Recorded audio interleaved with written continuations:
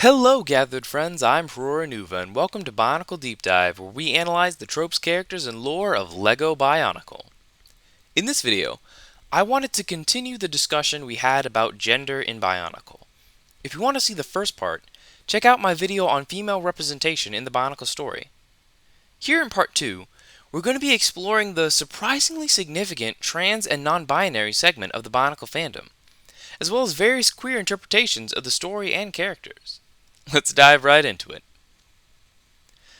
To the Bionicle fans who aren't LGBT, it may come as a surprise, but there's actually a very large and active queer segment of the Bionicle fandom, particularly trans women and non-binary people, though you can find nearly all identities among us gathered friends. Not only do tons of trans and non-binary people love the series, many also identify it as being a significant part of their personal journey.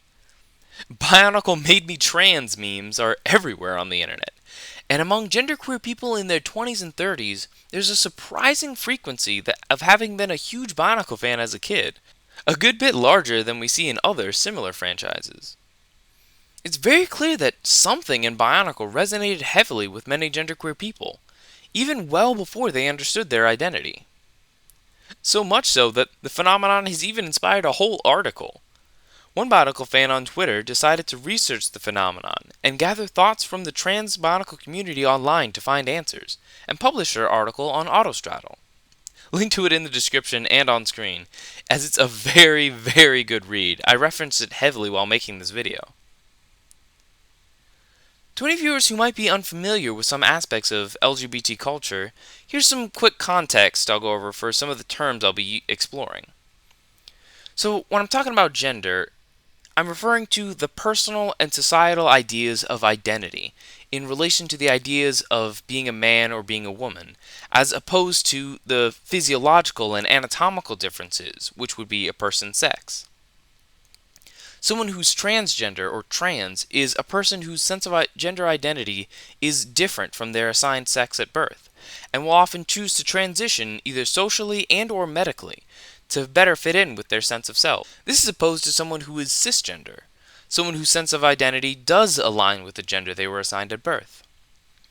People who are non-binary are those whose sense of gender identity doesn't fit into the typical gender binary, the cultural idea that a person must be either completely a man or completely a woman, with no room for anything in between or outside of that. Trans and non-binary gender identities have existed since ancient times and across cultures around the world, and it's important to be open-minded and accepting of a wide variety of ways to be. The queer community is varied, beautiful, strong, and, by all measures, loves Bionicle. Now, there probably weren't trans or genderqueer themes directly put in Bionicle by the creators. That's not what I'm saying. But I am saying that it is clear that the story and the ways gender is handled in it connected with lots of people in the queer community, and that's a good thing. Being able to see yourself in stories is incredibly powerful and important, but is a feeling that is often taken for granted. I myself am non-binary and love interpreting Bionicle's weird takes on gender in creative ways. No one is saying that Bionicle is only for trans people, despite what some bad faith comments on the topic would suggest. It's important to remember that other people connecting with something you like in ways different from you doesn't take it away from you, but instead expands it and includes more people who can enjoy it, which is only a good thing. And that's the great thing about subtext. It's, by definition, the themes in the text that aren't explicitly written and that the audience has to find. Meaning that just because the writers didn't put it there doesn't mean it isn't there for many people.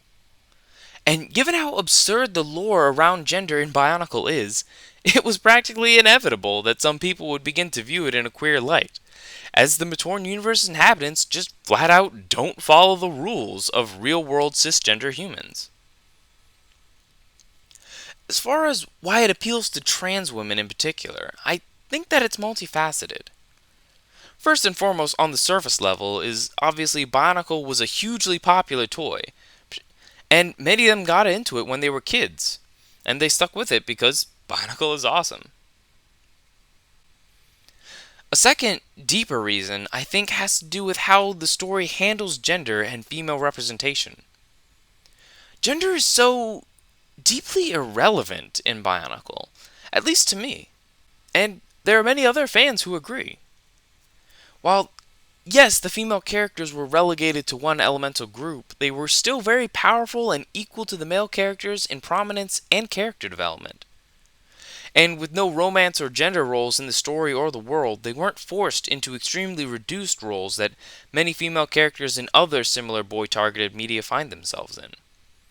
You can honestly forget about gender while reading and watching Bionicle, which was a lot harder with many toys and shows from that era, because there was so much gendered marketing and gendered appearances.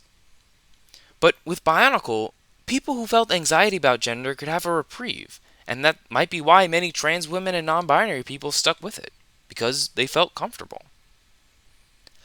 I think that while its marketing and the ratio of female characters meant that many cisgender girls didn't get into it, the way that it handled its female characters by giving them good character arcs and not exclusively relegating them to overly stereotypical or excluded roles made the closeted trans girls among their audience want to stick around. And as for me, as a non-binary person, I really loved how ungendered the characters were most of the time. I mean, obviously there were gender stereotypes, but they felt more like elemental stereotypes most of the time. I related to them because there were no strict gender roles. You could just forget that the characters had gender at all. First and foremost, they don't have physical sex or biological reproduction. This means that there are no actual physiological differences between male and female Matoran. Gender is really only represented in the pronouns and voice of the characters. This makes Bionicle a world that explicitly states that gender identity is psychological and cultural. Any differences between them can be more attributed to element than gender, as each element had its own subtle physical differences and broad personality and cultural types. This has led to one interpretation that I enjoy, which is that each Bionicle element is in fact its own gender identity, resulting around 16 genders if you include the secondary elements. I just think it's really funny and cool, the various ways that the ideas of gender can be interpreted in this very alien species. And part of the reason this works is that, honestly, most of the male elements aren't even particularly masculine, with fire and stone being the only ones that stick out to me as having primarily masculine tropes associated with them. If you were to look at the other elements' tropes through the lens of gender, they either come across as a mix of masculine or feminine traits, or are considered fairly neutral in our society. Ice is associated with cold, emotionless logic and isolation, but also quiet serenity and mysticism. Air is associated with playfulness, music and dance, freedom, nature, and impulsiveness. Earth is associated with patience, quietness, deep thought, rugged strength, and slowness to anger. All of these are much harder to place exclusively in masculine or feminine categories.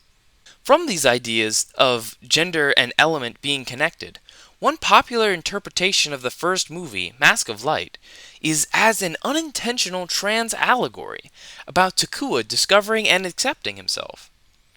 When we first meet Takua during the early arcs, he's an outcast that doesn't feel like he fits in any of the villages on the island, preferring to wander between them and trying to find a place to belong. In particular, he doesn't feel like he belongs with the Fire Matoran, despite the fact that he appears to be one of them. Though even then, his appearance isn't a perfect fit. He wears a blue mask, a color that has been firmly associated with female characters. Later, it's revealed that this whole time, he had actually been a Matoran of Light, a different element. Now, something interesting about Matoran of Light is that they were actually the only element that could naturally be either male or female. Now, another interesting fact about Matoran of Light is that they could choose to be any color, due to their powers letting them adjust the frequency of light that their armor reflects.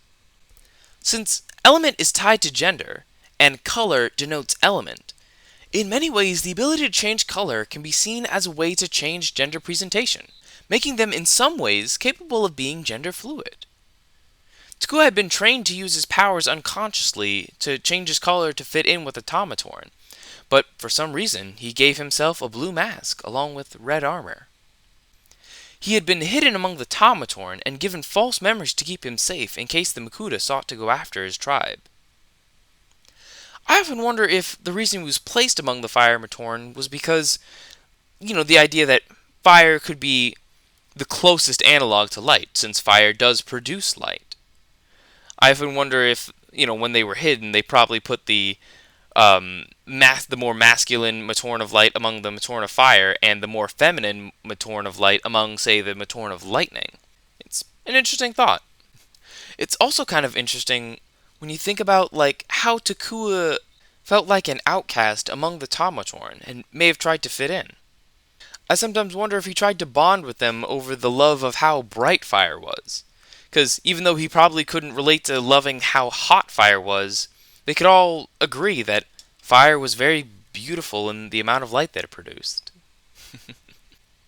Also, with the idea that gender is tied to element, Takua being assigned one element but actually being another has been seen by many fans as a parallel to the experiences of trans people, of feeling out of place in the gender that they had been assigned at birth and having to find their true identity later in life. And while Takua does remain male after his transformation into Takanuva, his journey is about finding himself in a world where he doesn't fit in with the established system of categories, which would obviously connect to many trans and non-binary people. It also makes some aspects of the movie very hilarious.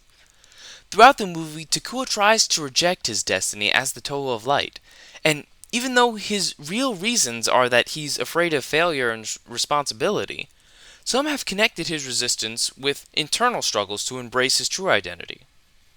He didn't want to be the Toa of Light, he didn't want to be trans. What makes it funny is that literally everyone on the island is desperately waiting and hoping for someone to come out as the Toa of Light. Takua, on the other hand, tries to push his destiny onto Jaller, who he thinks would be better at it. And everyone is convinced and supportive of Jaller being the Toa. But Jaller, in turn, is trying to get Takua to embrace his destiny. And Jaller supports Takua being the Toa. He believes in him. When looked at in this light, it's like everyone's trying to tell Takua to come out and that they would be supportive, but he's still in denial. This also makes his conversation with Makuta, where Makuta essentially tells Takua that he is destined, but he's also not worthy, very hilarious. Takua's all like, I'm not trans. I don't want to be trans. Maybe it's Jaller. He'd be great at being trans. And then Makuta's like, no, you're definitely trans. But you're not valid. And again, do I believe that this was intentionally put there by the creators of the movie? No. But it is a way of looking at it that has connected with so many people. If you like to see it in a trans light, the parallels are right there. And if you don't want to, you don't have to. Another example of a character who naturally had some queer interpretations to them is Ord, the male Toa of Psionics, and the first of his element. There was a lot of weirdness to that story. His brashness caused the great beings to decide to make all other Toa and Matorn of Psionics female, since they believed that women would have a gentler touch needed for mental engagement. There have been plenty of queer interpretations of him, but the one that I like the most is that since their element started as male and was changed to female, all Toa of Psionics are kinda trans women. Toa Ignika is also an interesting case of gender. Originally as the Mask of Life, the Ignika had no gender and went by its pronouns, which are also used by some non-binary people. But after becoming a Toa, Ignika decided to use he-him pronouns and identify as male. His decision to do so was somewhat arbitrary, as he chose to be male in honor of Mitoro, who inspired him to become a hero in the first place. Many people have identified Ignika as being either non-binary, since intrinsically he had no gender to begin with. He's also been identified as a trans man, since he essentially chose to become male after coming into being as non-male. Werua, the Toa Kaita formed by Gali, Liwa, and Kopaka, is another interesting case. As a fusion, Werua is a combination of all the component Toa's minds and personalities, which would make Werua's composition one-third female and two-thirds male. While Werua is consistently written with he-him pronouns, many fans have chosen to interpret Werua as non-binary and a mix of male and female. Greg Farsi once said in a dialogue that he didn't really know what Werua's gender would be, and that perhaps an entity as powerful as that was beyond the concept of gender. Now, stepping outside of characters who canonically have a complex relationship with gender and into the realm of pure fanon, one of the most common interpretations is the trans-Tamaru headcanon, where many fans enjoy writing Tamaru, the Le Matoran member of the Chronicler's Company and left hand to Turaga Matau, as a trans woman. I've never quite pinned down exactly where or why this headcanon came about, but there have been several proposed reasons. The one I like the most is the fact that Tamaru is not like the other Le Matoran in a few key ways. The first is Tamaru's fear of heights, very unusual for a Matoran of air. The second is that Tamaru's actually okay with water and can swim, which is also unusual since Le Matoran typically hate being in water. However, being able to swim is associated with Ga Matoran, the female Matoran type. If we go along with the ideas that element is tied to gender, then by breaking heavily from the typical traits of their element, the character is in some ways gender non-conforming. Now, of course, there have been plenty of Matoran characters who break the norm from their element, but Tamaru has been singled out as the most as someone trans women like to identify with. Honestly, I think it's because Tamaru's such a pleasant character. Who wouldn't want to identify more with him? But whatever the reason it came about, it's clear that this way of looking at the characters brought a lot of people joy. This has been my look at the genderqueer interpretations of Bionicle and the wonderful trans and non-binary Bionicle fan community. What do you guys think? Are you a trans or non-binary fan who connected with Bionicle's strange handling of gender? Or are you not a trans or non-binary fan and are just finding out about this whole other side to the fandom? Do you enjoy viewing the characters and story through this lens? And do you have your own thoughts on how the series handled ideas of gender identity?